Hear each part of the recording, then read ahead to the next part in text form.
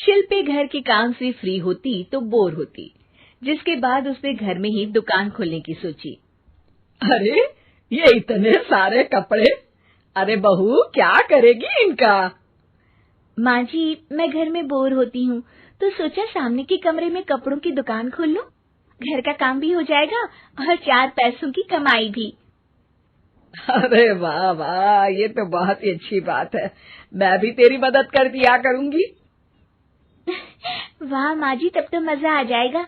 अब हम दोनों मिलकर खूब पैसे कमाया करेंगे। अब क्या था, सास बहू का काम चल पड़ा। एक दिन, अरे राकेश की माँ, सुनती हो? कहाँ चली गई? भूख के मारे पेट में चूहे कूद रहे हैं। अरे नंदिनी, कहाँ हो? भूख लग रही है। पापा कहाँ है माँ?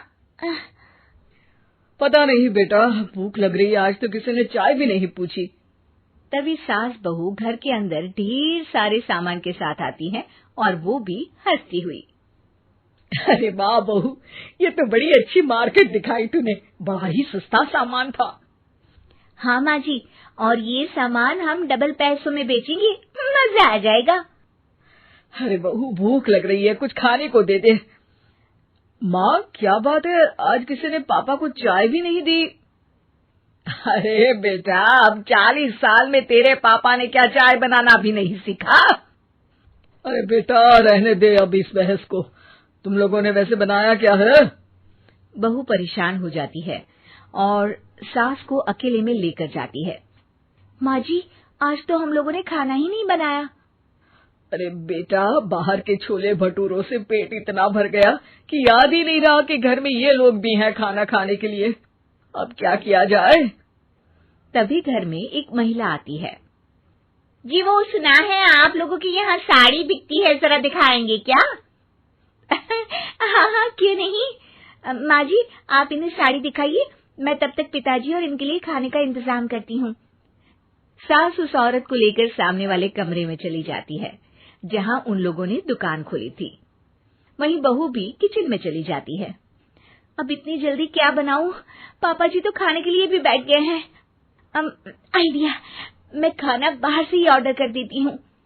थोड़ी देर में खाना आ जाता है और बहू टेबल पर खाना लगा देती है। हे भगवान, कितनी कड़वी दाल बनाई है बेटा। नहीं नहीं पिताजी, वो क्या बात है नंदिनी, रोटी तो चबाई ही नहीं जा रही है, लग रहा है रबड़ खा रहा हूँ। एक तो इतने महंगे होटल से खाना मंगवाया और वो भी इन लोगों को पसंद नहीं आया। तभी सास नोट गिनती हुई बाहर आती है। वाह माँ जी, बड़ी कमाई हुई लगती है। हाँ, मैंने वो 2000 वाली साड़ी 3000 में बेच दी। अरे वाह माँ जी। दोनों सास बहू बहुत खुश हो जाती हैं। मेरे पेट में ना बेटा जोर का दर्द हो रहा है। अरे माँ, क्या हुआ? पेट में दर्द? बाहर का कुछ खाया था क्या? मैदा तो नहीं खा लिया? मैंने छोले भटूरे खाए थे। माँ क्यों खाए? आपको तो पता है कि आपको मैदा सूट नहीं करता। चलिए माँ को डॉक्टर के पास ले जाते हैं। तभी अंदर से पापा की आवाज आती है। हे भगवान, मेरा तो पेट खराब हो गया। सब पिताजी के पास जाते हैं। पिताजी, आपको क्या हुआ? खाना बासी था शायद।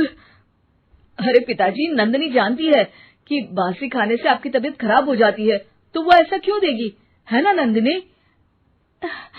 वो खाना मैंने बाहर से ऑर्डर किया था।